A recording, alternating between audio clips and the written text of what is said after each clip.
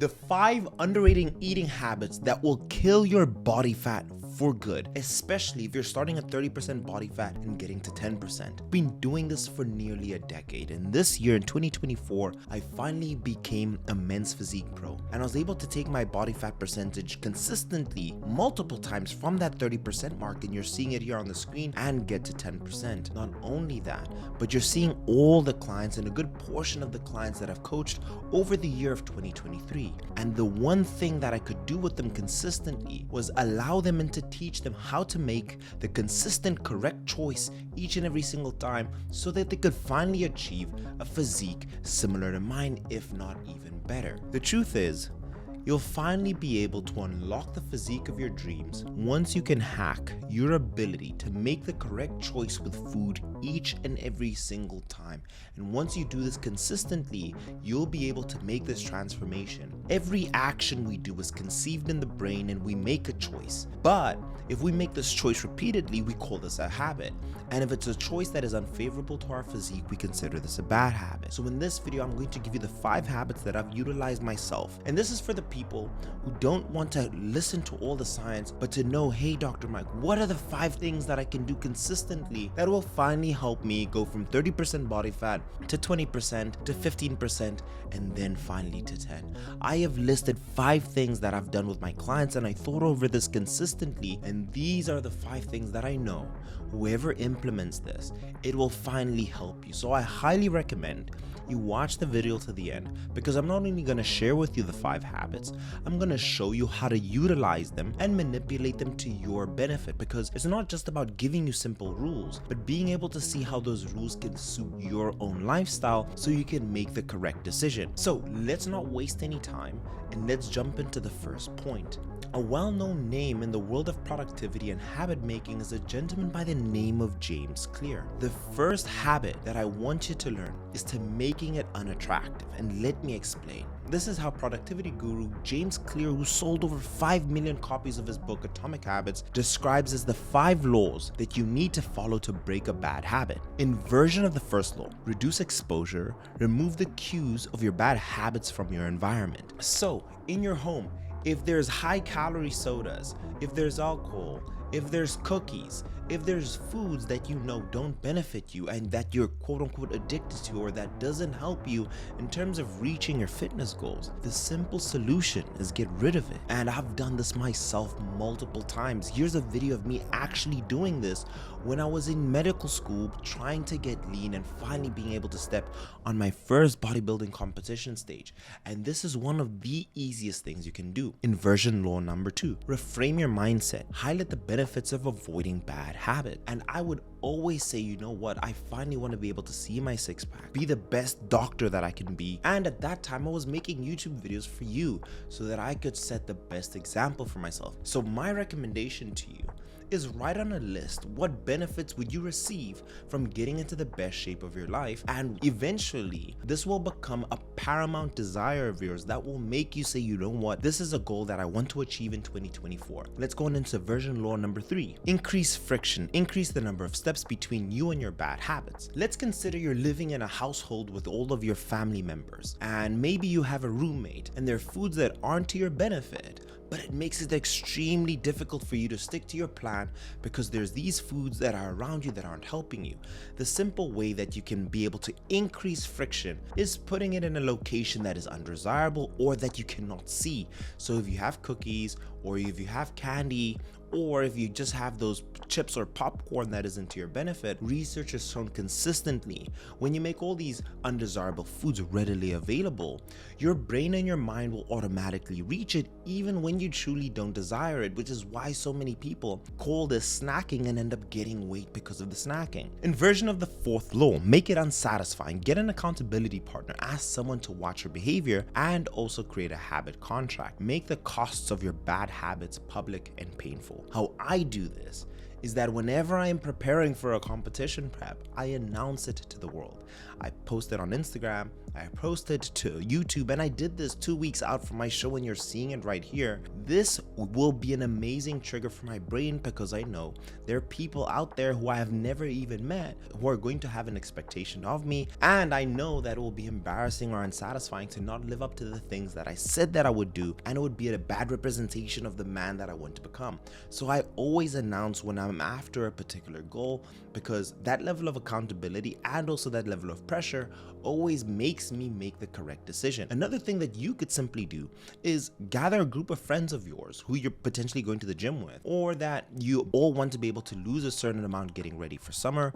Put money into a pot that's important to you, if that's $100, $200, even $500, and all make a goal that the person who doesn't reach their particular goal in that time period will not get their money back, and it will go to the people who did. And you will just see this level of incentivization will always elicit a really good result. Worst case scenario, you lose the money and you've gotten into better shape. Best case scenario, you and everyone around you have gotten into better shape and you're just motivating each other.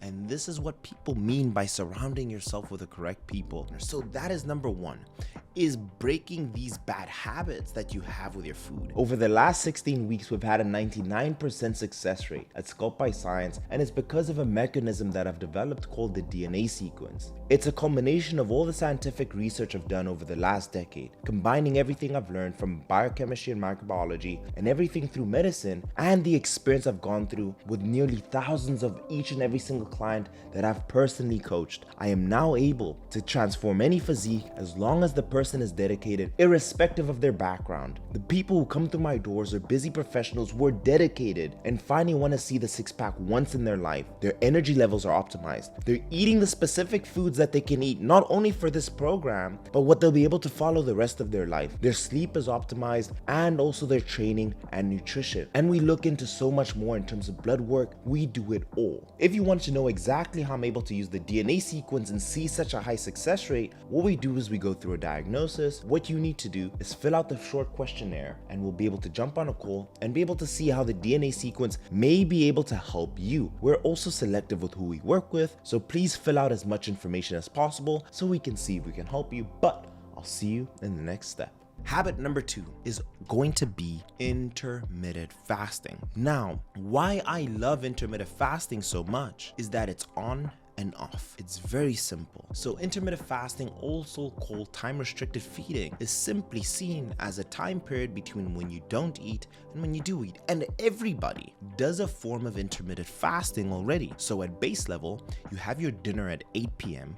and you go to bed and you eat nothing while you sleep, and then you have breakfast at 8 a.m. This means that you fasted for 12 hours and you eat within a 12-hour window period. Now, you may not be able to take full advantage of all the effects of intermittent fasting, and what I recommend for you to be able to go from that 30% to that 10%, and this is exactly what I do on my competition prep, is I slowly increase my fasting window. So in month 1, I will simply start on a 12-hour fast and a 12-hour eating window, because I'm usually eating higher calories than usual, and it's usually about 3,000 calories. As I go to 2,700, I'll increase my fasting window to 1410, and then when I go to 2,500 calories, I'll then do the classic 16-8 fast, where I'll fast for 16 hours and I'll eat in an 8-hour window period. At this point, it's as simple as making the decision that I'm not going to eat any breakfast and that I'm having my first meal at lunch. For example, I'll have my lunch at 12 o'clock midday, and then I'll finally have my last meal at 8 p.m. on that particular day, and I'll fast all the way till the next 12 p.m. midday the following day. And this made things extremely easy for someone like myself who was busy through medical school and busy in the hospital. This gave me a tremendous amount of mental clarity. It gave me an easy and sustainable way to stick to my diet, because in the morning I wasn't concerned with finding food. I felt so much more energetic, and I also had amazing studying ability and mental clarity. And later in this video, I'll mention what I consider my magic pill that will also help you shred that fat off even quicker utilizing intermittent fasting. But in the bigger picture, what intermittent fasting does, if you think about it, if I took this entire table and I laid it out with food, the chances that I could finish it eating the entire day is 100%. However, if I just shorten the period of the time that I could eat it by half, let's say I could only do 12 hours, then that goes down to 50%, consequently making us eat less calories. And that's all that fat loss is eating less calories than what your body requires, and consistently decreasing that eating window will also usually result in a consequent decrease in the total amount of calories that you're eating. So this is a simple and easy habit to implement, and I say this for myself. I would have never been able to become a men's physique pro or accomplish any of the transformations that you've ever seen on this channel without intermittent fasting. I have simply noticed that when I eat breakfast and I'm eating throughout the day, it is very, very difficult to control my overall eating habits.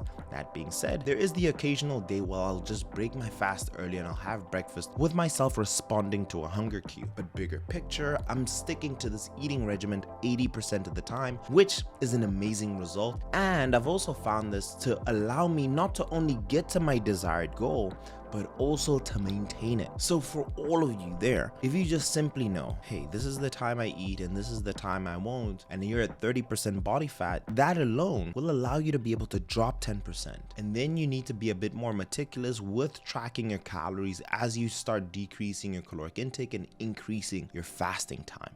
But let's move on into habit number 3. In my personal opinion, this is by far the most important eating habit. It is going to be what dictates your ability to control the amount of food that you eat. It's going to be what dictates your ability to be able to build muscle, feel satiated, and also just take all the benefits, and that is eating 50 grams of protein. And usually I say 50 grams of protein because when I start a diet, I need to eat 200 grams of protein. So if I'm going to have 4 meals in a day, I will eat 50 grams of protein in each one of those meals.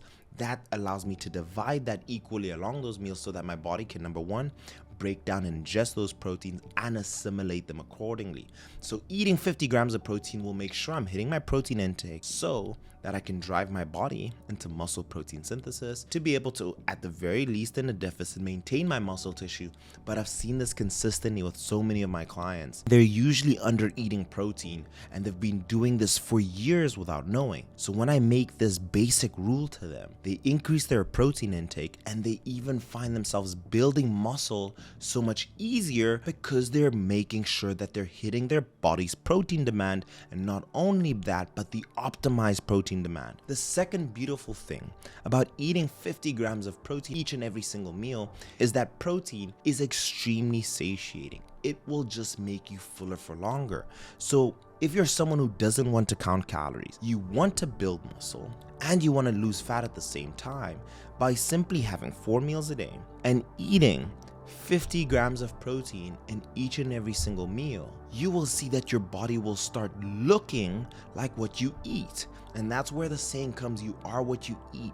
You're eating a high protein diet. You'll notice that your physique will represent this. And that's a simple way, is that each and every single meal you have, ask yourself the simple question: are you eating 50 grams of protein? But with that being said, I always recommend at base level, considering that you're resistance training and you don't have any liver or kidney issues, that you want to eat about 1 gram of protein per pound of body weight. With that being said, the 4 meals that you eat, the first 3, let's say your breakfast, lunch, and dinner, can be 50 grams. And then the snack that you decide to have can be 25 grams if you're at 175 pounds. If you're at 150 pounds, very easy. All you need to do is have 3 meals instead, and then make sure each meal has 50 grams of protein. And just remember that easy mathematics. And let me give you a quick top 10 list of proteins that you can eat. Number 1 is whey protein. It's easily accessible and it's also extremely versatile. If you're a businessman and you're on the go and you need to get out to get to the office first in the morning, just taking 2 scoops of a whey protein is very easy, and having that in milk or in water is an easy thing. Or if you have a bit more time, you can put that into your protein oats. The second protein option is an easy steak. Not only is steak amazing, but some people consider steak to be a superfood and extremely high in protein. Lean ground beef is another go-to. What I like like to go for is that 97.3 lean ground beef. It contains collagen, which is extremely beneficial. I like having that with a Dr. Mike's burger, and lean ground beef is also one of those versatile protein sources which you can have in your cauliflower rice and rice, or you can just turn that into a patty and have a burger if you desire. Chicken breast. This is an amazing one, especially preparing it in an air fryer. Promise you it won't be dry, and you can have a chicken burger. You can make it into a chicken salad. You can have the chicken breast just with rice, which is also a simple but an amazing option to have, and you can even make chicken tacos with it. There's so many options that you can have with chicken breast. What I particularly love about chicken breast is that it's extremely high protein, virtually zero carbs, and virtually 0 grams of fat, which allows you to save those fats for other foods. Salmon is an amazing as a fish that we can add, and that also has healthy fats that we need to incorporate in our diet that our body doesn't synthesize on its own. We can use egg whites, which is incredible just to have in a toast, or if you want to make French toast, for example, pancakes. The versatility in egg whites and the accessibility and also the price of it is an amazing option to have. And just to finish off the list, turkey, lentils, shrimp, and Greek yogurt are 10 different protein sources you can use, and I want you guys to let me know. Leave the video with a gentle thumbs up if you want me to make this video from a top 5 to a top 10, because I definitely have 5 more that I could share with you that could make this entire transformation so much easier. So simply just hit the video the gentle thumbs up and let me know in the comments. Say, Dr. Mike, make a top 10 habits video for food. I'll happily do that. But let's move on. Is eating high fiber foods. Now, high fiber foods has an amazing benefit, very similar to those of eating protein in terms of being satiated, helping your overall digestive system, and also just keeping your gut healthy. What I love about high fiber foods is that because I feel so much fuller and it does it for longer, I am able to stay in a caloric deficit comfortably. Once I was able to discover the top 10 proteins that I shared with you, and I discovered and I knew these are the 10 high fiber foods that I can be eating, getting down from 30% to 15% for me personally became effortless. So with that being said, these are 10 high fiber foods that I highly recommend you incorporate in your diet. And the first one is blueberries. Blueberries are amazing for a variety of reasons. It contains polyphenols, which is amazing for your gut. But like all the fruits you're gonna see on this list, it is calorically dense. You can eat a lot of blueberries and save yourself the calories at the same time. And this will also aid in your digestion. In this list, number 2 will have raspberries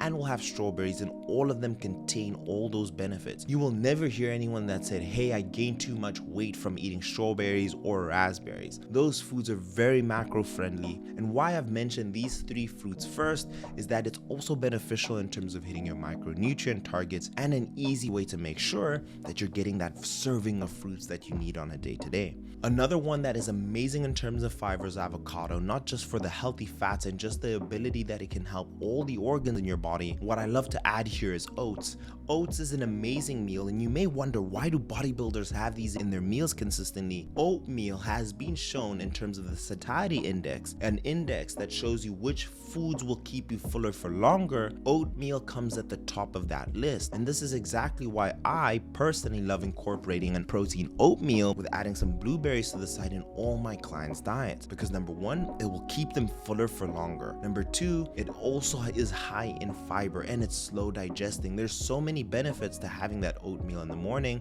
that it had to make that list. With that, the next foods that I'll mention is oats, broccoli, quinoa, chia seed, sweet potatoes that you could have with your sweet potato fries. And finally, you guys have seen me eat this throughout my entire competition prep. I am personally a big fan of pumpkin, and having that in my diet, it keeps me extremely full. And I would have pumpkin and steak with a lot of onions in there, which is extremely amazing. And now that I've mentioned top 10 proteins and the top 10 high fiber foods, I've given you a list of a variety of different combinations that you can add to your diet without even really needing to think about it. So with blueberries, you can put it in your oats or you can put it in a shake. With your raspberries and strawberries, you can do the exact same thing, but you can put them onto rice cakes, or you can just have them on their own as a snack, and especially if you have a sweet tooth. The avocados you can have into a burger, you can add it into your rice bowl meal. The variety with avocados is amazing. You can put it into a wrap. Oats, you can have that for breakfast, and simply protein oats is one of the go-to that I recommend for people with a sweet tooth. Broccoli is amazing that you can have with any dinner, just to make sure sure that you're having your serving of fruit and that assisting you with keeping yourself full. Quinoa is amazing to have as your carbohydrate source.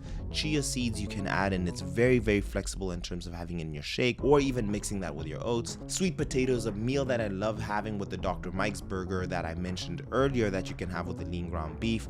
And finally, you guys have seen me eat time and time again pumpkin meal with steaks, and you can find different combinations already of just breakfast, lunches, and dinners from the list that I just mentioned. And this one may be controversial, but I cannot picture a world where I don't have this included into my diet and a habit that I had where I see success. Now, again, with this one, you need to take it in moderation, and there are times you're gonna have to go off it. And the simple answer here is caffeine. Researchers showed that caffeine does have this lipolytic effect. It has this ability to burn and kill your fat. But what I also love about caffeine is that there is a substantial amount of research that's shown that it can improve your overall performance output and your performance endurance.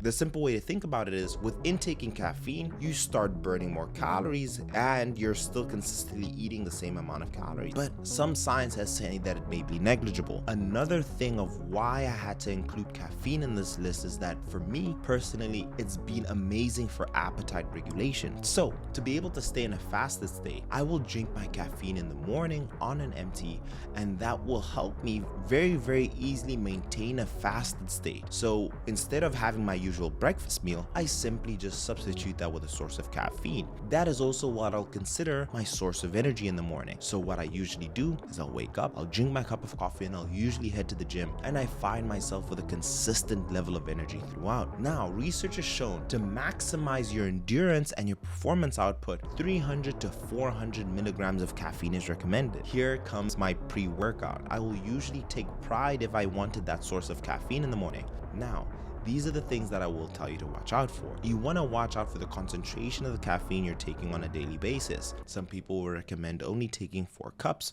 or I would recommend don't exceed that 400 milligrams a day. The next rule that I'll always implement is 10 hours before going to bed, no caffeine. And for me, that simple answer is after midday, there's no more caffeine, because I will usually at very, very latest go to bed at 10 p.m. Even though you may say, hey, I drink caffeine and I sleep fine, it does impact the sleep quality that you have overall. But the benefits and the eating benefits caffeine has had for me, simply restricting my calories, giving me a source of energy, improving my performance in the gym, helping me burn more calories, helping me do more cardio, caffeine has to fall in this list for me. So those are my 5 eating habits to be able to make your body kill fat. Caffeine, which is lipolytic.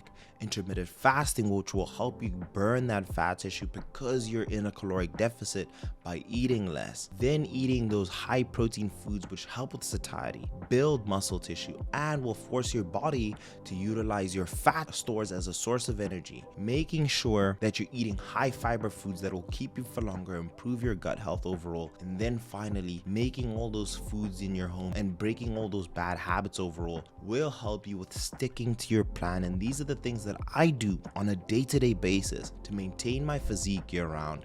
And these are the 5 habits I instill in my clients to be able to finally see the transformation that they're after. But I'll leave the video here.